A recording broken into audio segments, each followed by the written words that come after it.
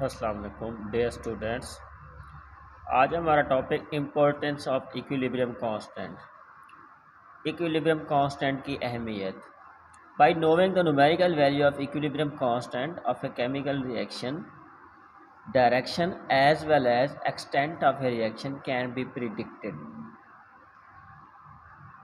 Equilibrium constant की अगर हमें न्यूमेरिकल वैल्यू पता हो तो हम किसी भी केमिकल रिएक्शन की डायरेक्शन के बारे में बता सकते हैं। डायरेक्शन से मुराद उसकी सिमत किस तरफ है, आया कि वो फॉरवर्ड रिएक्शन में जा रहा है, रिवर्स रिएक्शन में हो रहा है, या फिर इक्विलिब्रियम पे है। अब हम न्यूमेरिकल वैल्यू से क्या मुराद है? न्यूमेरिकल वैल्यू से मुराद हर जो केमिकल रिएक्शन होता है उसकी K की कुछ ना कुछ वैल्यू होती है नंबर्स में। जैसे ये हमारे पास एक रिएक्शन है हाइड्रोजन प्लस आयोडीन, ये मिलकर हाइड्रोजन आयोडाइड बनाता है। तो जब इस रिएक्शन पर इक्विलिब्रियम कायम होता है तो उस वक्त इसके इक्विलिब्रियम कांस्टेंट की वैल्यू होती है 57, टेम्परेचर होता है 700 केल्विन। तो अब हमें इसकी न्यूमेरिकल वैल्यू पता लग गई। अब हम इस न्यूमेरिकल वैल्यू से किसी भी लम्हे इस रिएक्शन को चेक कर सकते हैं कि आया ये रिएक्शन फॉरवर्ड जा रहा है, रिवर्स जा रहा है, या फिर इक्विलिब्रियम पे है। Predicting the direction of a reaction, किसी भी रिएक्शन की डायरेक्शन को प्रिडिक्ट करना, उसका पता लगाना, अंदाज़ा लगाना कि आया वो फॉरवर्ड जा रहा है या रिवर्स जा रहा है या इक्विलिब्रियम पे है। Direction of a reaction at a particular movement can be predicted by judging the concentration of reactant and product at a particular movement in the equilibrium expression. Direction of a reaction, किसी भी reaction की सिमत eight a particular movement किसी भी ख़ास लम्हे पे can be predicted, उसका हम पता लगा सकते हैं by insulting the concentration of reactant and product. हम किसी भी लम्हे अगर किसी रिएक्शन की डायरेक्शन चेक करनी हो तो हम क्या करेंगे, उस रिएक्शन मिक्सचर में से अमाउंट्स ले लेंगे। जैसे हमारे पास हाइड्रोजन और आयोडीन, ये हमारे पास रिएक्टेंट हैं, जब रिएक्शन हो रहा होगा हम किसी भी लम्हे इन की अमाउंट ले लेंगे और जितना प्रोडक्ट बन चुका होगा उसकी अमाउंट ले लेंगे।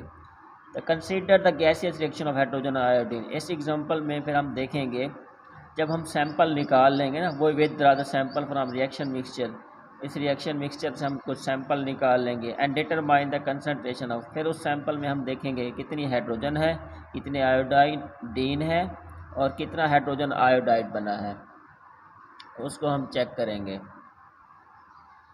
Suppose the concentration of component of the mixture आज, फ़र्ज़ कर लेते हैं कि जो हमने कंसंट्रेशन ऑब्टेन की उनकी वैल्यूज़ ये है कि हाइड्रोजन 0.10 है, आयोडीन 0.20 और हाइड्रोजन आयोडाइड 0.40 मोल पर decimetre cube. The subtract T with the concentration sample means that concentration are varied at some time, not necessarily at equilibrium. इनके साथ जो समाल्टी दिया हुआ है इसका मतलब ये है कि हमने इस रिएक्शन में जो कंसंट्रेशन ली है किसी भी लम्हे ले ली है, हमने इक्विलिब्रियम पे नहीं ली थी, जो कि किसी लम्हे लिए हैं, तो इस वजह से उस वक्त को रिप्रेजेंट करने के लिए समाल्टी लिखा गया है। When we put these concentration into equilibrium constant expression, वो obtain a value called reaction quotient। जब हम इन वैल्यूज़ को इक्विलिब्रियम कांस्टेंट में हम पुट करते हैं तो हम इक्विलिब्रियम कांस्टेंट के बजाय QC एक और कांस्टेंट इस्तेमाल करते हैं जिसे हम कहते हैं रिएक्शन क्वोशेंट। QC क्यों इस्तेमाल करते हैं? क्योंकि जो KC है वो इक्विलिब्रियम की कंडीशन को रिप्रेजेंट करता है, जबकि हमने जो वैल्यूज़ ली हैं वो रैंडम ली हैं कि हम किसी भी लम्हे चेक कर रहे हैं, तो इस वजह से हम QC लगाएंगे। जब हमने इनकी वैल्यूज़ को पुट किया तो हमारे पास आंसर आया 8। अब KC कब कायम होता है इस रिएक्शन का? 57 पे। वैल्यू हमारे पास क्या आ रही है? 8 आ रही है। इट मीन्स हम इस वैल्यू को इस वैल्यू के साथ कंपैरिजन करेंगे। जब हम इसका कंपैरिजन करेंगे तो 8 57 से कम वैल्यू है, less than 57। The reaction is not at equilibrium. तो इसका मतलब अगर इसकी वैल्यू आती 57 फिर तो रिएक्शन इक्विलिब्रियम पे होता। अब चूँकि वैल्यू 8 आ रही है तो इसका मतलब अभी रिएक्टेंट की बहुत ज़्यादा मिकदार मौजूद है, therefore reaction will move in the forward direction. चूँकि रिएक्टेंट की बहुत ज़्यादा मिकदार मौजूद है तो इन रिएक्टेंट ने किस में तब्दील होना, प्रोडक्ट में तब्दील होना, तो रिएक्शन किसकी तरफ जाएगा, फॉरवर्ड की तरफ जाएगा।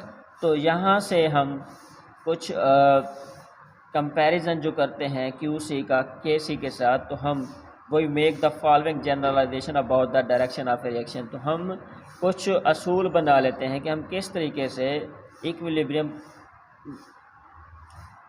वैल्यू से, इक्विलिब्रियम कांस्टेंट की वैल्यू से किस तरीके से हम किसी भी रिएक्शन की डायरेक्शन के बारे में आइडिया लगा सकते हैं। तो हम ये 3 असूल बना लेते हैं कि अगर QC की वैल्यू KC से कम हो, the reaction goes from left to right. तो रिएक्शन कहाँ जाएगा, लेफ़्ट टू राइट जाएगा, मींस फॉरवर्ड डायरेक्शन में जाएगा। जब वैल्यू कम होगी तो ऑटोमेटिकली हमें आइडिया हो जाएगा कि अभी रिएक्शन के अंदर रिएक्टेंट ही रिएक्टेंट हैं, ज़्यादा मिकदार में रिएक्टेंट मौजूद है, अभी वो प्रोडक्ट में तब्दील नहीं हुए। Next, if QC greater than KC reaction goes from right to left. अगर QC की वैल्यू ज़्यादा हो जाएगी, मीन जैसे हमने देखा था लास्ट एग्जांपल में 57 KC की वैल्यू थी, अगर उससे वैल्यू QC की आ जाए 65, तो इसका मतलब रिएक्शन कहाँ जाएगा, रिवर्स डायरेक्शन को जाएगा, क्यों हमारे पास ज़्यादा प्रोडक्ट मौजूद होंगे। अगर दोनों की वैल्यू इक्वल होंगी, QC is equal to KC, forward and reverse reaction takes place at equal rate, equilibrium has attained. अगर दोनों की वैल्यू इक्वल होंगी तो इसका मतलब फॉरवर्ड और रिवर्स रिएक्शन बराबर सिमत में हो रहे हैं और दोनों की डायरेक्शन डिफरेंट होगी। तो उस वक्त कौन सी कंडीशन होगी, इक्विलिब्रियम की कंडीशन होगी।